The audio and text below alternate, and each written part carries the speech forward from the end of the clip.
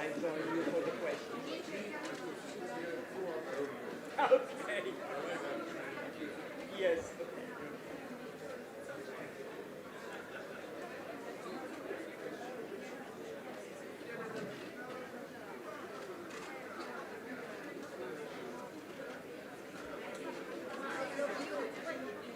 Moi j'étais étudiante, j'ai lu tous vos livres. She read all your books when she was. I read all your books.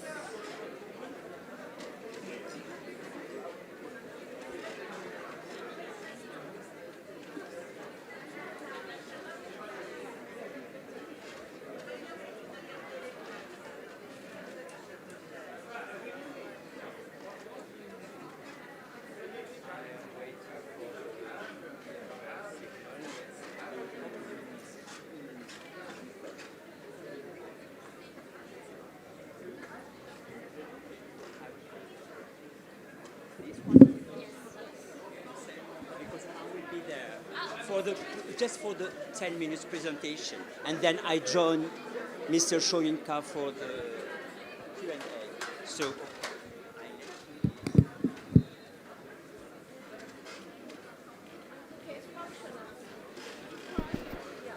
for this, is it okay? Everybody can hear me?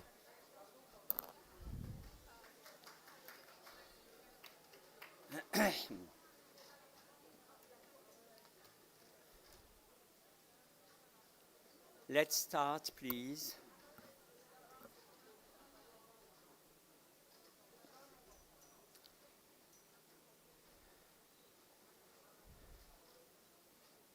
Yes, I give you some hints about this conversation I will have with Mr. Soyinka in a moment. Before that, I will have a presentation of Mr. Soyinka, and then I join him, and we will have a kind of conversation about his work. So, Excellencies, dear Mr. Wole Soyinka, I can remember the first time I read the speech you gave in Stockholm when you were awarded the Nobel Prize for Literature. And quite precisely, I can remember my surprise as you say that the young man you were mentioning, that is to say, an actor who, quote, refused to come on stage for his allocated role, was you. You were evoking a stage production which had taken place in the Royal Court of London in 1958. Step by step, you would unveil the enigmas about the reluctance of that actor.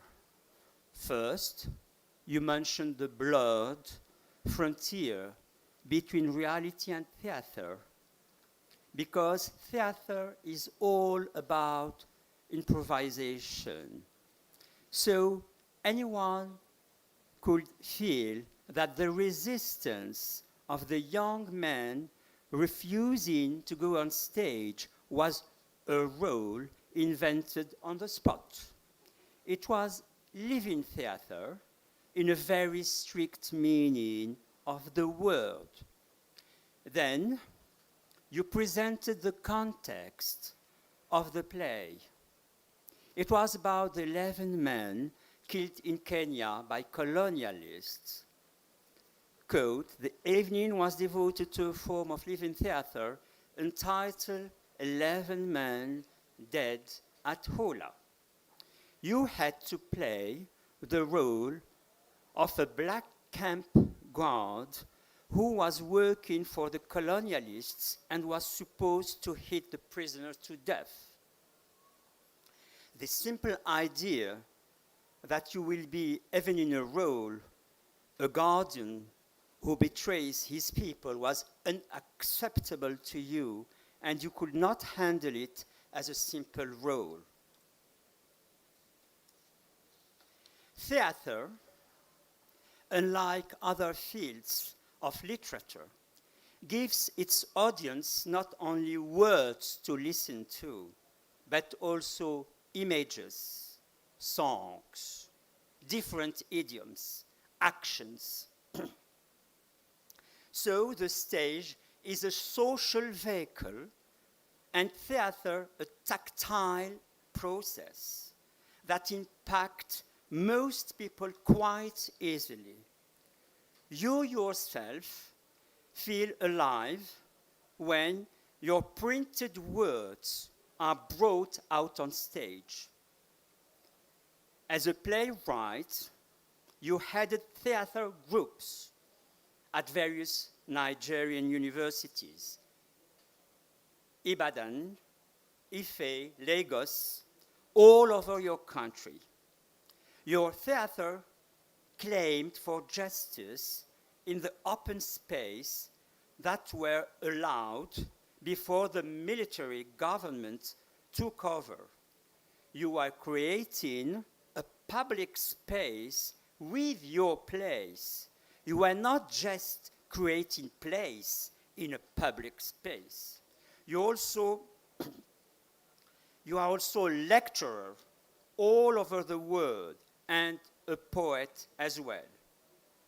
Poems from Prison, 1969, Mandela's Earth, and other poems, 1988.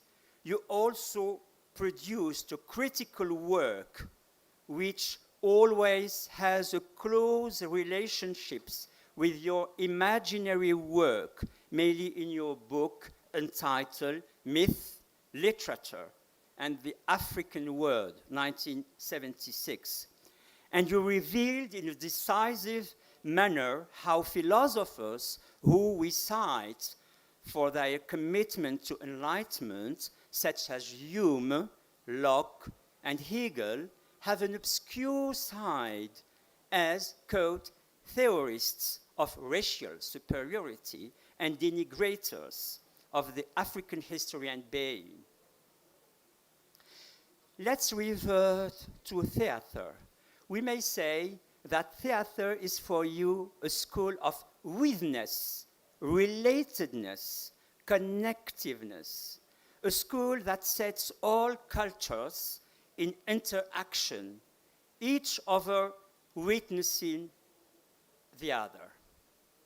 Dionysus, when mixed with African deities, has a significance for African as well as for European people. He is set in a dialogue with the Yoruba god Ogun, the god of war, creativity, and metallurgy.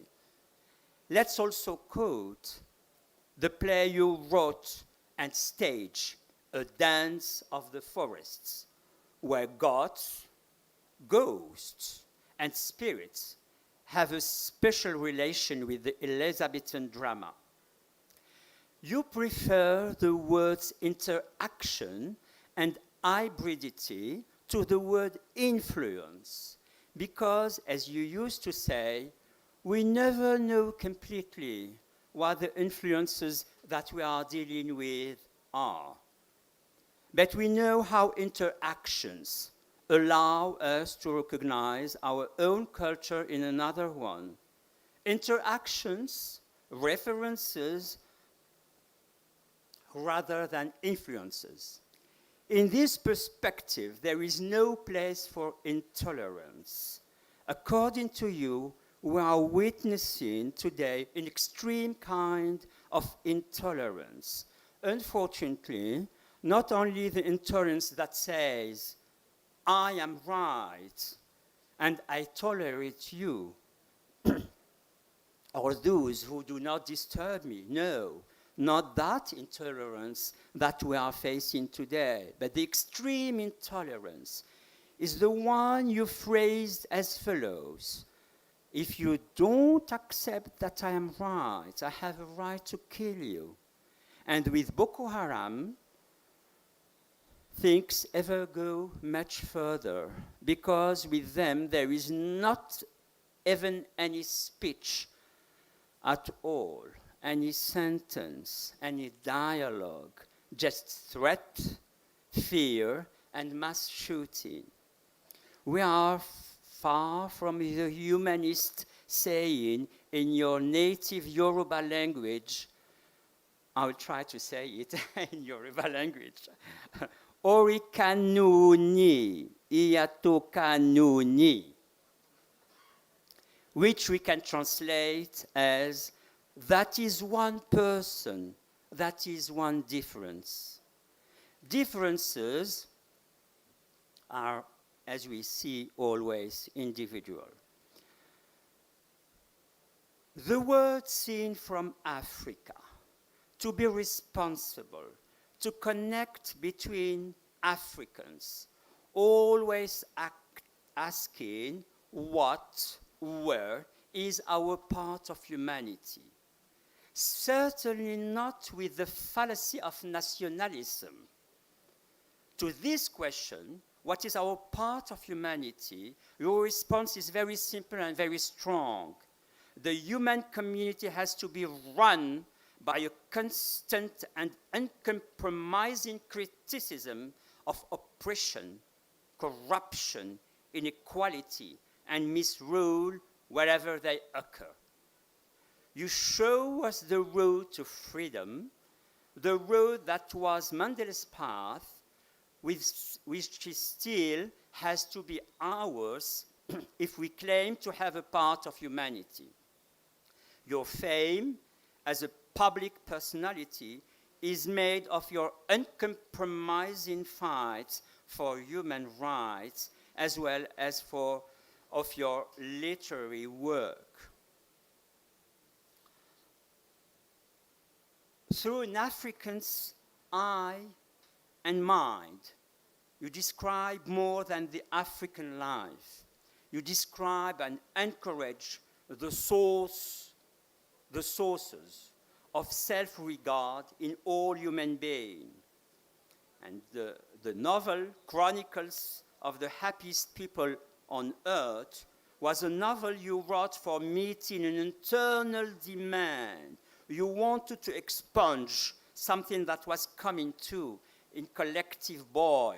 That is to say, to tell the truth in a harsh way about the Nigerian society, about all the wrongs done to people, about all these people separated from others because of their rich position and thinking they can be okay with that.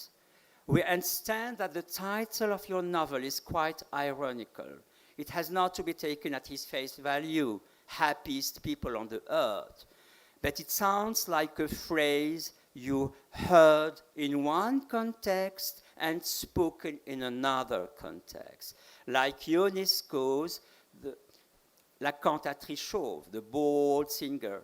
When Ionesco was asked why he had entitled his play in that way, he replied that the reason was that there was no mention of a bold singer in this play. This capacity to refer to nothingness, to opacity, to irony, is one of the means you use to make us enter your literature. And now I join you, Sir Wole Soyinka, for my first question.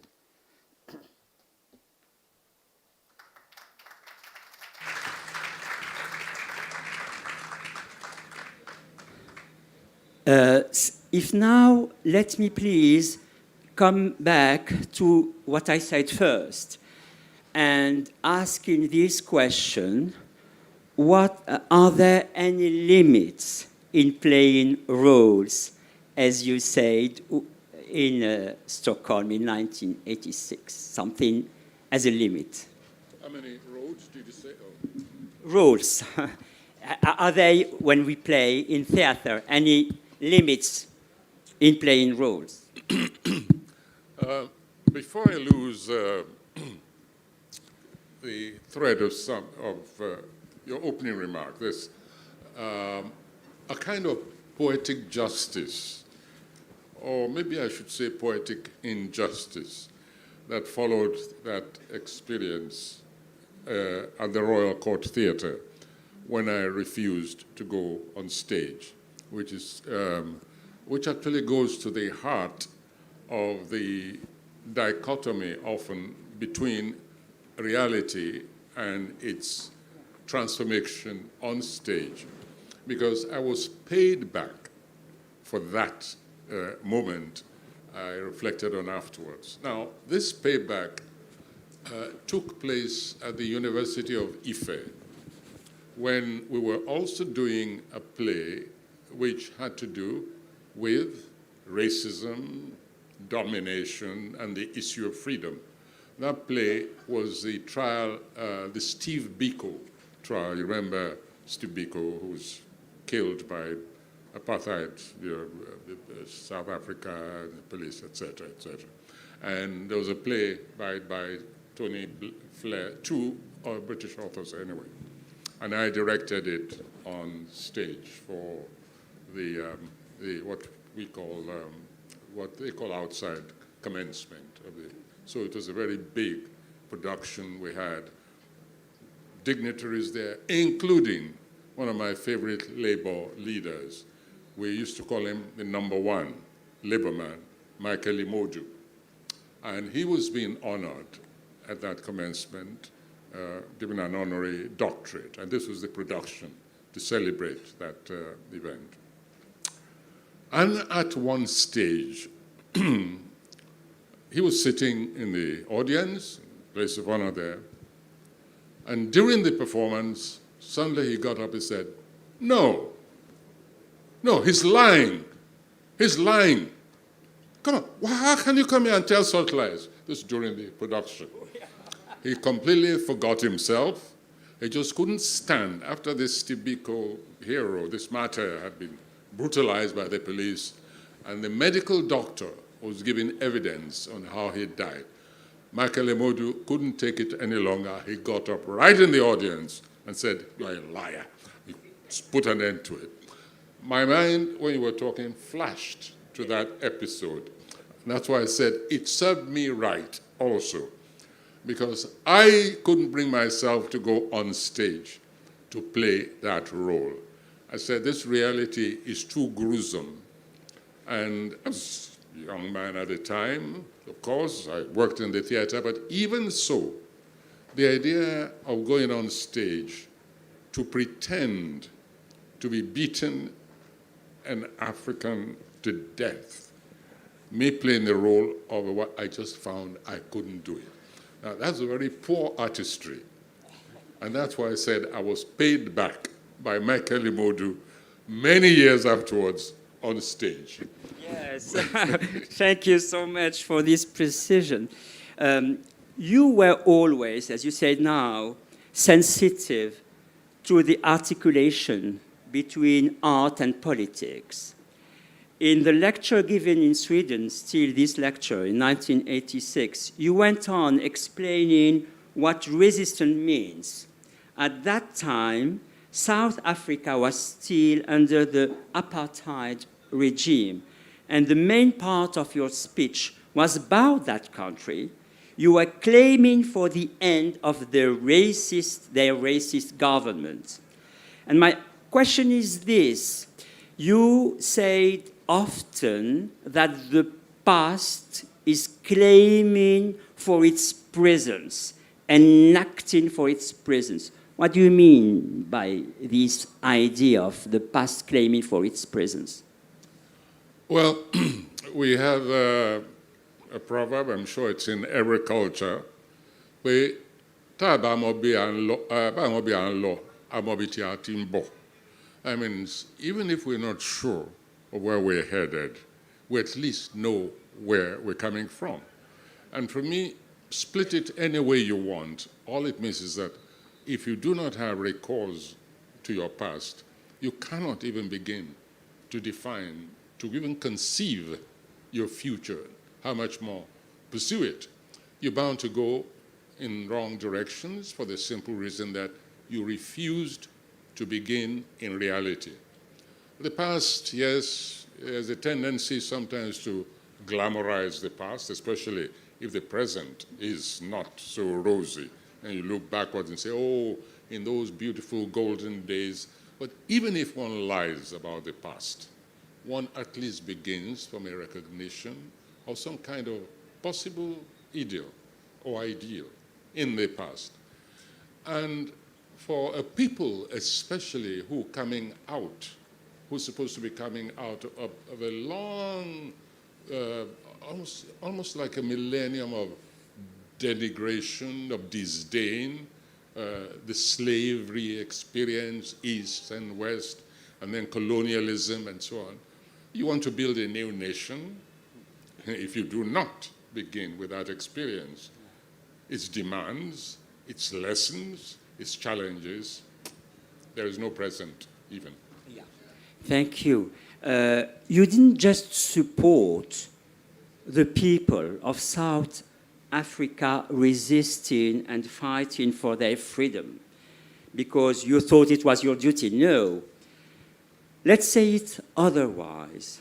A large part of your literary work includes the fate of that country and always promotes the voices of resistance. We can hear it still today in your tone. Literary and literature, I would say literature and life are intricately woven in the very structure of your writings, of your life, the life of African people. You say that you accepted the Nobel Prize, I quote, as a tribute to the heritage of African literature, which is very little known in the West. You regard it as a statement of respect and acknowledgement of the long years and centuries of denigration, you just say it now, and the ignorance of this inheritage or heritage.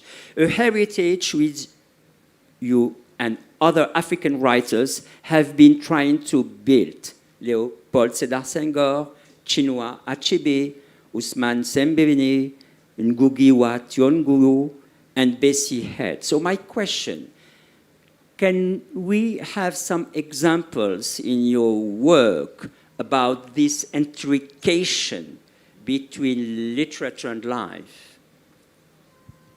Well, you have actually segued into other aspects of culture and creativity, because we're not speaking only of literature here.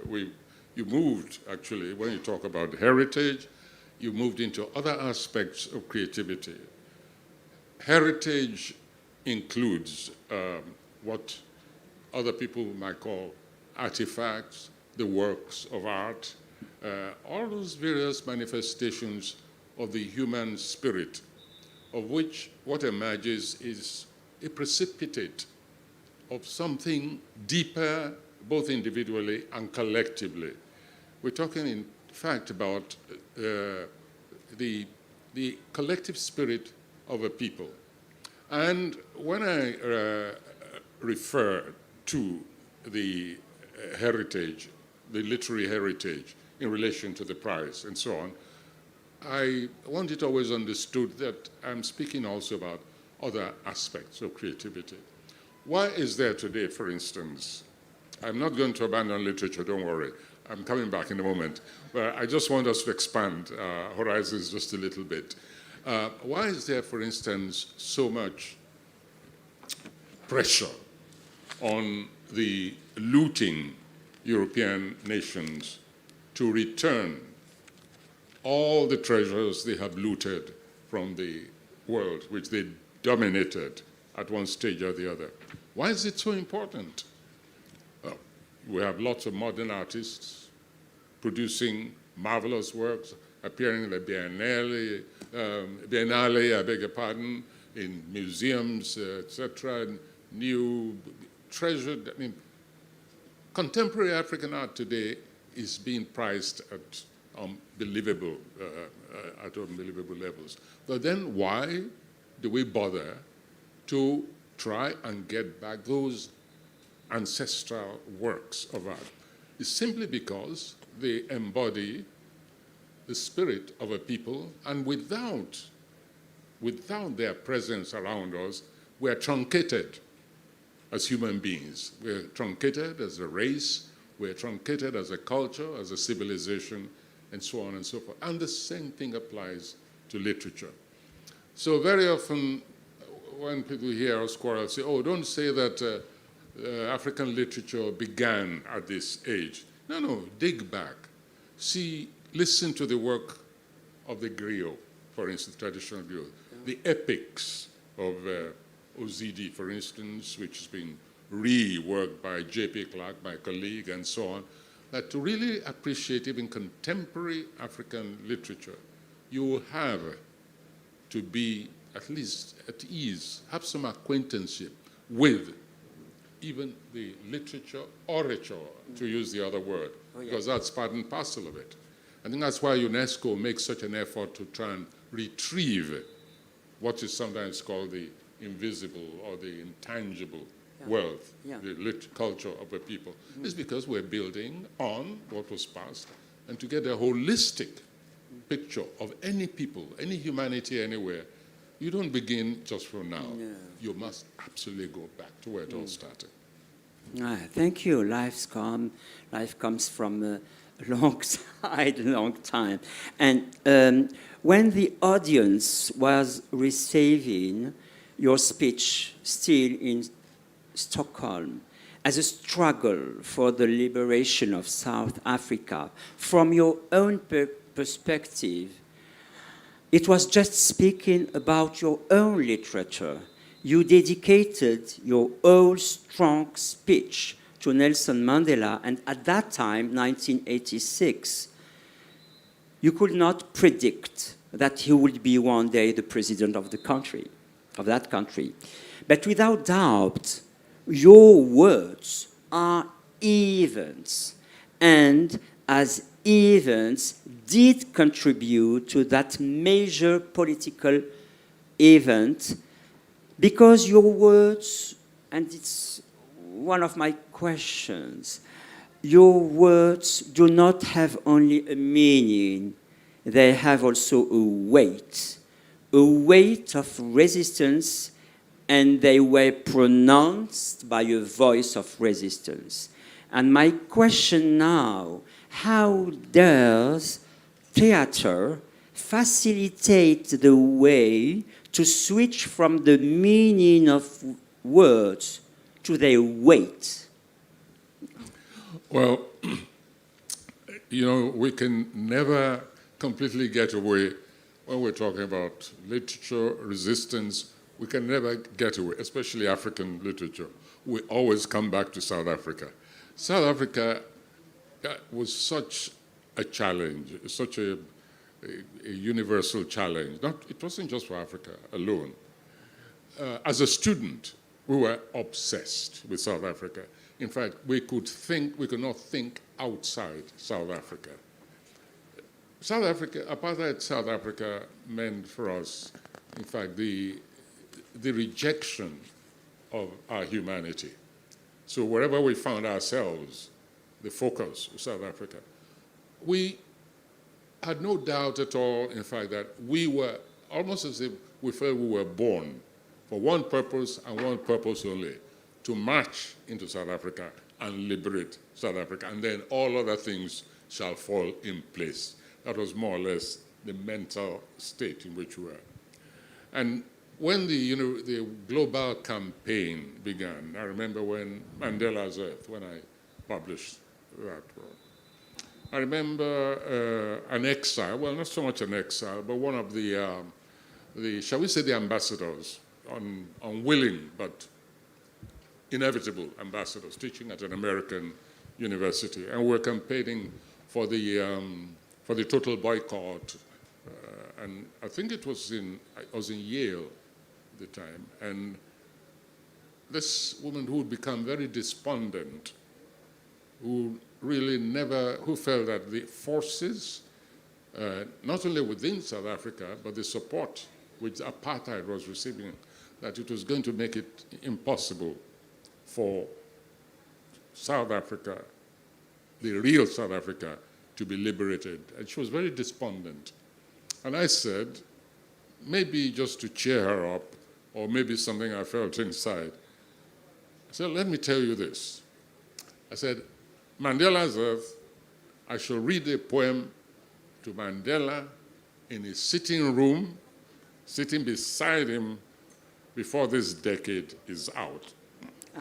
And believe it or not, Oh, no, I believe you. that did happen. I said, I will read. And when I eventually met Nelson Mandela, I said, I have something for you.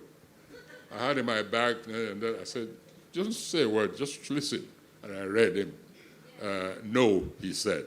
It was one of the most glorious moments of my life. And I was not alone. We were all, for us, this was the only story. Settler colonialism, whether it was in the former Rhodesias, it was such an insult to us. That's settler colonialism. We could deal with racism in our society. We had racism all over the place. You had it for breakfast, you had it for lunch, you had it for a snack, and you dealt with it on the spot. But South Africa was something else in terms of racism. Yeah, and that's the weight of words as we can hear them. Thank you. As you know, there are sentences with bain and sentences without bain. And the same thing happens in our ordinary lives. There are moments with bain and moments without. The bain in your sentences is mainly about resistance, resistance to colonialism, you just say that, which try to eradicate, colonialism tried to eradicate the cultures and the governance of your country, Nigeria. I quote you, the Egba kingdom, which Abe Okuta, the city where you were born, is more or less the capital city. The Egba kingdom was one of the very last to be ceded to the British protectorate.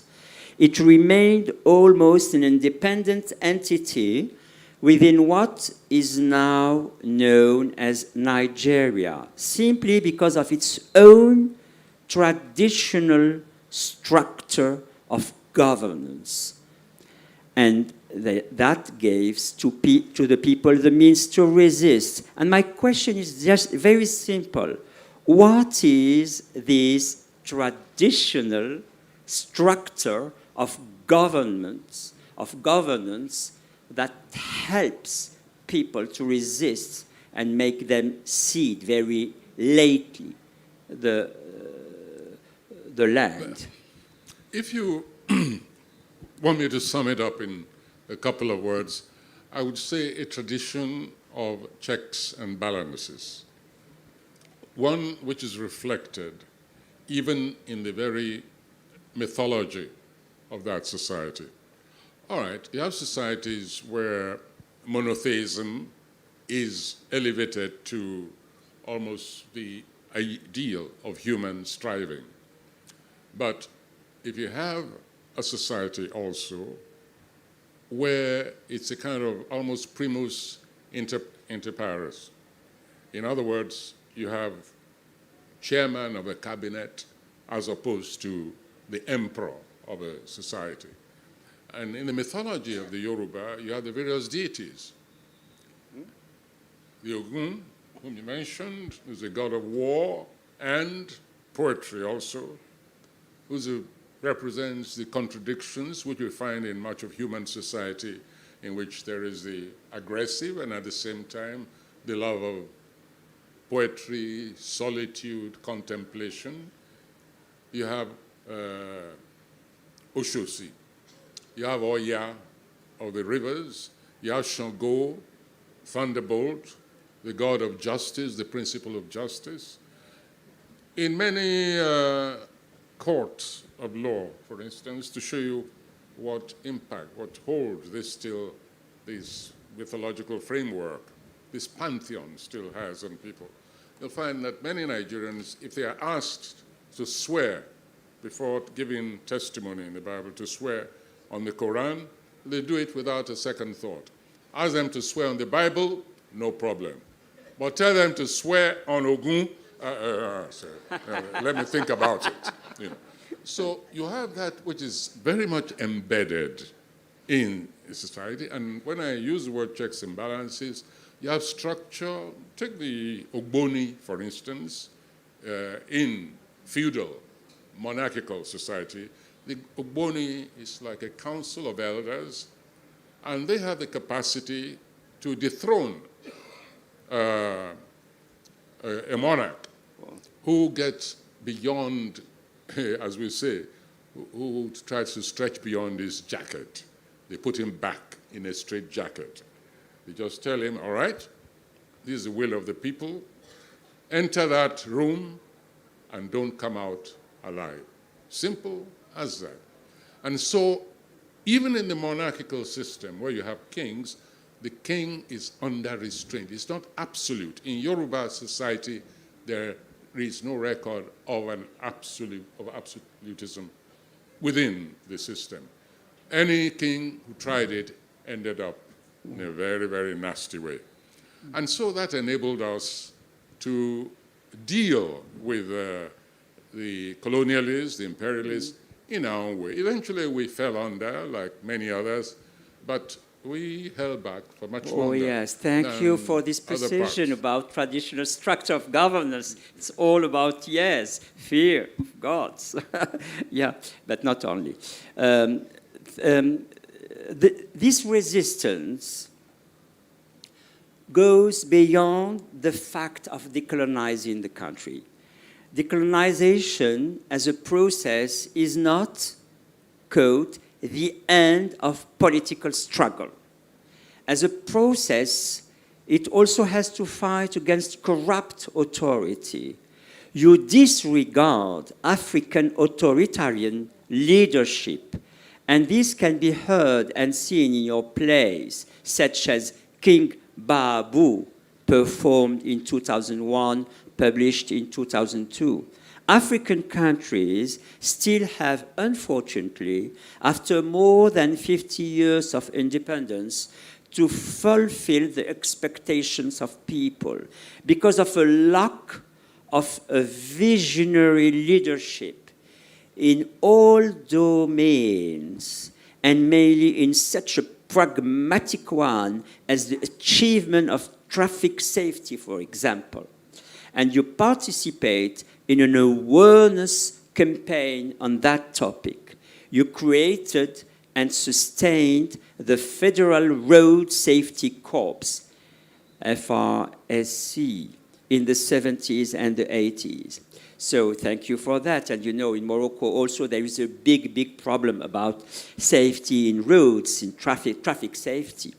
And my question is about this lack of visionary leadership. According to you today, what could be a visionary leadership for our African countries?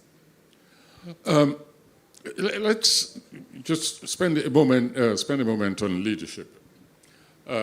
We've had, by the way, a few visionary leaders on the African continent. I'm not going to sweep everybody away, but in the majority, they have been treacherous. Leadership, the leaders who have come up after colonialism have been examples of alienation of the worst kind, and mostly because of two reasons. One, the colonial powers did not leave. They refused to leave. Yes, they left physically, but they refused to leave. Very often, they put their own surrogates, the most backward, feudalistic thinking, authoritarian monsters in charge and continued to back them even after they disappeared.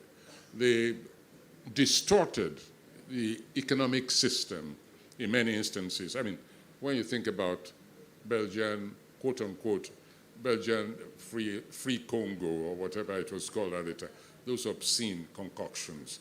Those were the extreme examples. And settler colonialism is another one. And so we had that legacy to cope with. But also, a lot of the leaders were only too anxious to step into the boots of the departing. I mean, they were willingly co-opted. And they uttered, in many instances, obscenities like, there's no such thing as democracy in African culture. What kind of garbage is that? I'm just giving an example of monarchism, which was far more democratic than many democratic societies. And then you also had the extreme religionists who felt and preached the gospel of authoritarianism, submission. They took submission from religion and put it in the secular world. And the mass of humanity is supposed to submit. The irony, the contradiction never occurs to them, that they are human beings, and you're asking other human beings to submit to them. So it's that kind of, in other words, the reality of African society especially became a history of the axis between power on the one hand and freedom. These are words which come up anytime I speak, so if you're familiar with them already, don't worry, it's an obsession. I believe that history is actually made of that dynamic contradiction between power and freedom. And the first generation African leaders felt they were solidly on the side of power. And if the people did not submit, and very often they use religion as a tool to put people down. I mean, you experienced it in the Arab world, in the fundamentalist. And right now, it's become a plague, even on the rest of the continent. You have people like Joseph Kony on the Christian side, who brutalized swathes of Eastern and Central Africa simply because people were not ready to follow his brand of Christianity. So we had all those militating factors. One, the colonial powers who never left. Two, alienated leadership. Three, a total misconception of what religion is all about. Yes, thank you so much. And really, we hear how you are, as I said, impatient on all these topics. And you said in many interviews that you were born impatient. You will not accept these obstacles to real independence, which again and again abort possibilities. You were involved in that fight by performing street theater, living theater, by performances in open spaces. You were arrested. You experienced prison, 1969, because you asked for a ceasefire and spoke out against the war brought on by attempted secession of Biafra from Nigeria. According to you, Biafra as a memory could not be erased. You were apprehended for your action against the war, but you were never formally inducted or trialed, just jailed during the entire civil war. You were jailed, thrown in solitary confinement. You were in exile, as you mentioned, but you are still standing. Your writings have become your way of making resistance a continuing process, even if you know that literature does not always suffice to correct social and political ills. As you said in one of your interviews, quote, if people are being killed in the streets, it's hardly the moment to go for your pen and paper, helping on way. or the other. So my question, beyond this extreme case of people dying, how literature resists to corruption and authoritarianism? That's a heavy question. Now, but before I even go there, let me quickly touch on the road safety core. Yes. I have never been able to distinguish between the writer as a citizen, and the writer as a writer. In other words, before one is a writer, one is a citizen. And if you say you're a teacher, for instance, a citizen teacher, and in the university where you are, every day on your way to the university, you're picking up corpses or else mangled humanity. And you come to your classroom and there's a gap in there and you ask, where is that person? He's perished on the road. Where is my colleague? He's become a paraplegic because he's lost his spine, now come onto a motor accident. Sooner or later, what you're writing in the marvel of your solitude begins to pall. And you just find you are not at ease with yourself. And that is what leads to what I call citizen action. For me, it's just the most obvious thing. You can even say, as a selfishness about it, that I want to be able to do my writing. And to be able to do my writing, I like to clean up my environment. And I can sit down at my typewriter or laptop and indulge myself as long as I don't find something which offends my humanity. That is the problem, really. Now, we come back to your question, which I've lost. Yes. How literature resists to corruption, yes, compromission, yes, authoritarianism. Yes, actually, it's all linked. It's all linked up. Let's put it this way. If one doesn't know, if one has lost one sense of smell and therefore never encounters a bad odor, then it's okay. There's no problem at all.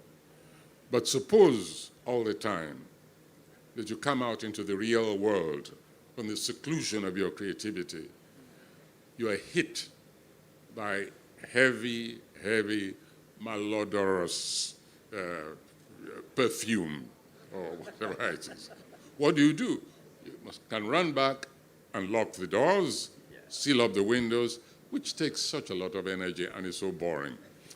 It's more interesting and more productive to go out, find the source of that odor, and eliminate it. And unfortunately, many leaders don't understand that. They believe they ask. I remember give you one example. A colleague of ours, whom you mentioned just now, who wanted to write a novel and moved among the people, studying them, and the president of that nation put him in jail. And so he said, why? He said, well, you're consorting with dangerous people. I said, what do you mean consorting with dangerous people? I wanted to write about the forests, so I wanted to meet the foresters. I said, well, listen, this nation is not poor. We can afford to send you to Canada to study forestry. You don't have to go and study forestry right next door. Now, that is the nature of leadership, which we encounter most of the time. And you sit with them from time to time. You don't make enemies of them. You just try to explain things to them and say, listen, we have this. We can utilize it. We can do this way. We can make even life more comfortable for you once the masses of the people are comfortable. But they don't want to hear that. They understand only one word, submission. It's unacceptable. Yeah. And in your work, you have this kind of response.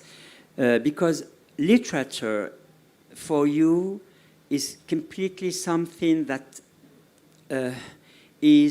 goes towards thick descriptions, because everything is so complicated, and sheds light on the complexity of human choice and different level of reality. It's what we can read in your book, The Lion and the Jowl, for example. It sheds light on the different level of power also in opera or music, another of your work, with ever never supporting any kind of theory. Literature, Marcel Proust, French writer, used to say, cannot expose theories, otherwise it would amount to leaving the price label on a prison. So, your own phrase about this fact is literary infanticide. That's why you were so critical on the negritude claimed by Aimé Césaire and Léopold Sédar Senghor. It's a simplification, an idealization of what African people experience is. And what's more, I quote, a drive through the real Africa, you say, among the real populace of the African world, would have revealed that millions of Africans had never at any time had cause to question the existence of their negritude. So you reject the fallacy of misplaced struggle and pay attention to history, to the dreadful affinity between new independent governments and colonialists. You face reality as it is rather than simplify it. You opposed tigritude to negritude, saying that the tiger does not go about proclaiming its tigritude, but merely lives and acts it.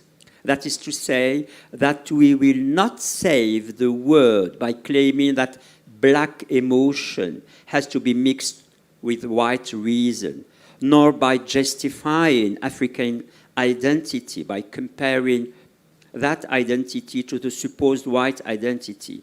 Africans have just to do what they are capable of without defining themselves according to external criteria, mainly borrowed from Western culture. Comparison is a style that can be involved in literature by saying, for example, how gods in the Yoruba tradition are close to the Greek gods. It's not a question of identity, but of interaction between culture. So, precisely, how can we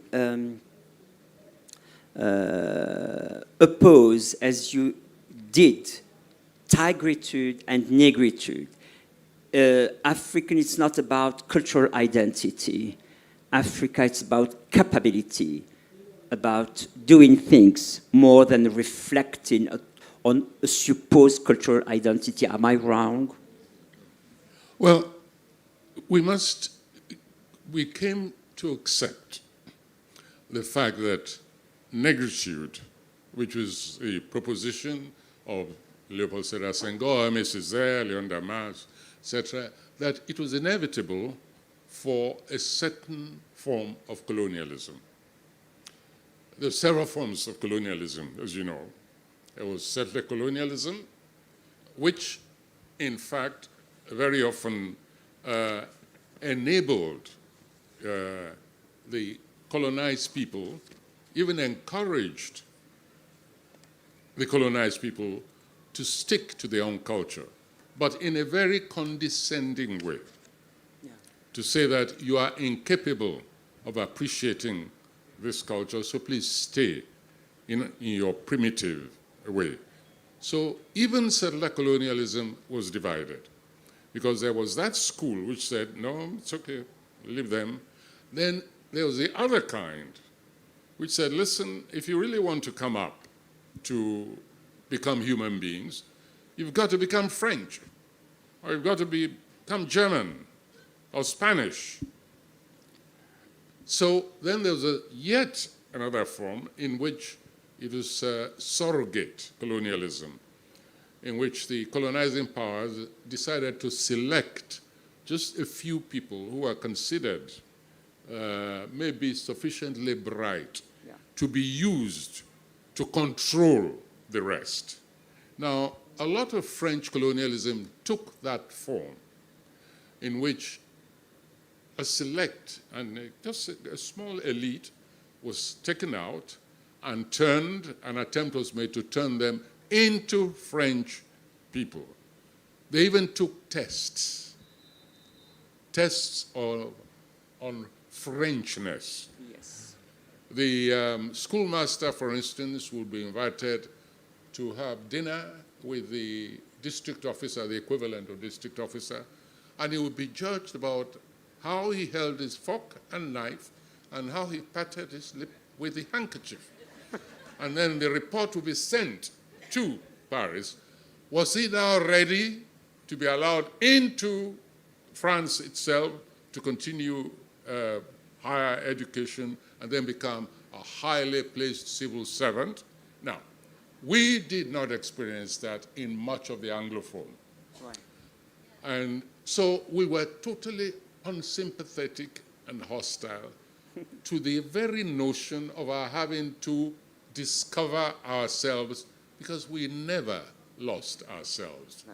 Yes, we interacted with British colonialism, we underwent racism, we fought it on the spot. There were areas, for instance, in Lagos when I was young, which were called European sectors, European schools. I mean, there was racial discrimination, but we fought it on the spot, and we remained what we were. The Francophonie, however, and they were meeting now both from the continent of Africa, from the Caribbean, metropolitan France. They were French people. They had seats in the Assemblée Nationale. Some of them already had special awards and certificates which made them French. When we came to realize that there was this huge difference in the colonial methodologies, we became to be more reasonable in our attitude towards negritude. So that tigritude phrase, which has haunted me all my life, was born of that first phase when I didn't want anybody to talk to me about my blackness. I recognized me as being black, Yoruba, and proud of it. I didn't have to advertise it. I didn't have to contrast it with anything. I took it for granted. Yeah. But later, as we met and interacted, ironically, in the colonial world, Britain and so on, we came closer and closer. And by the time Senghor died, for instance, he and I we found, I think I even coined the phrase. I said, let's not bother about negritude anymore. Let's not bother about tigritude. Let's talk about human beatitude. That's good. I said, I think that's that good. Melan is the solution.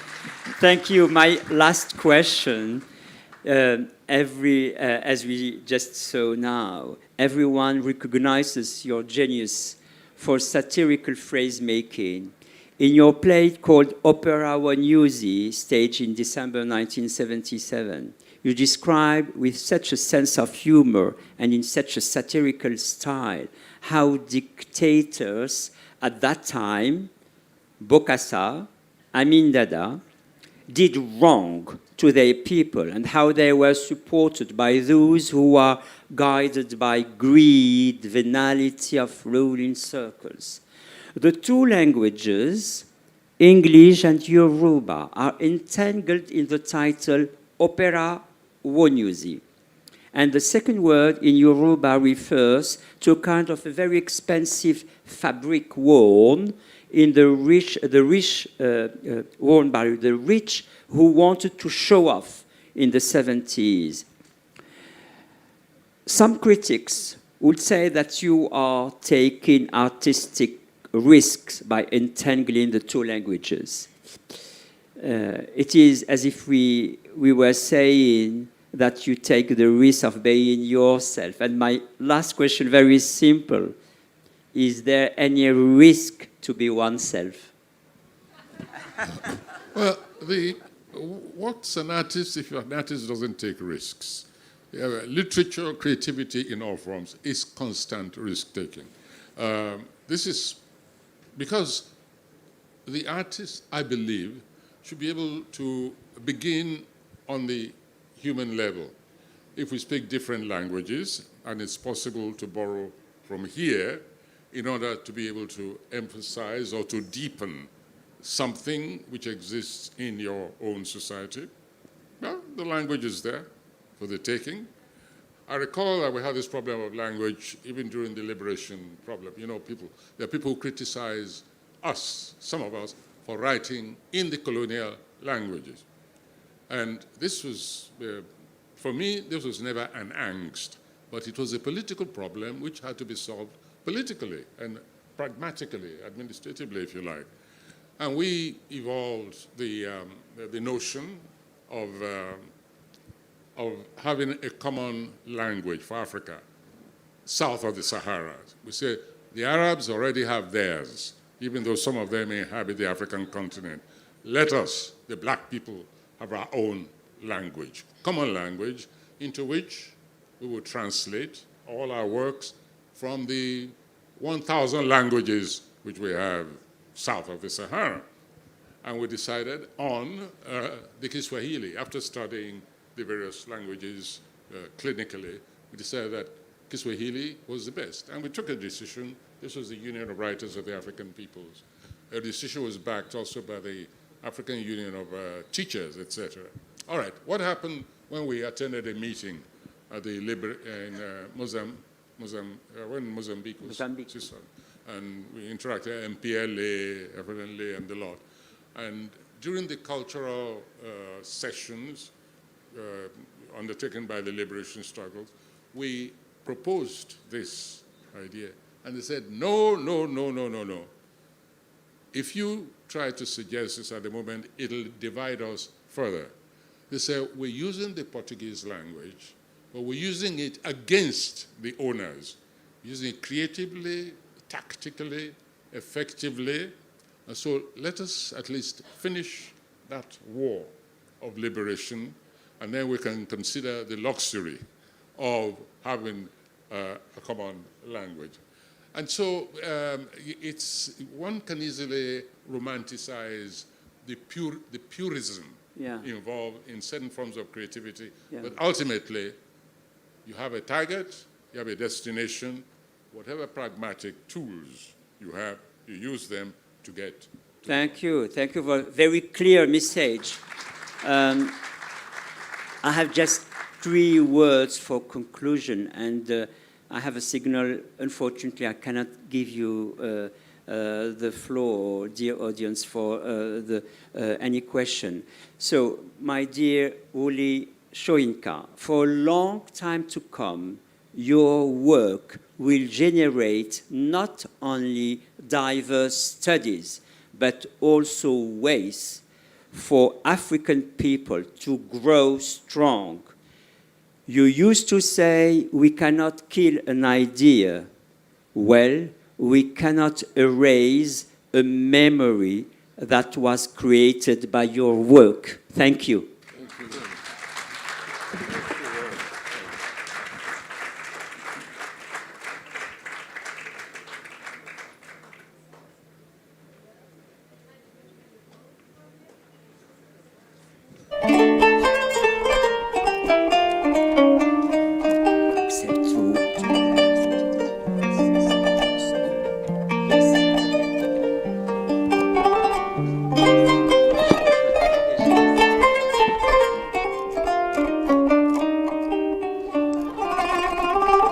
S'il vous plaît, si quelqu'un veut faire dédicacer son livre, on va le faire, mais peut-être dans l'ordre, s'il vous plaît.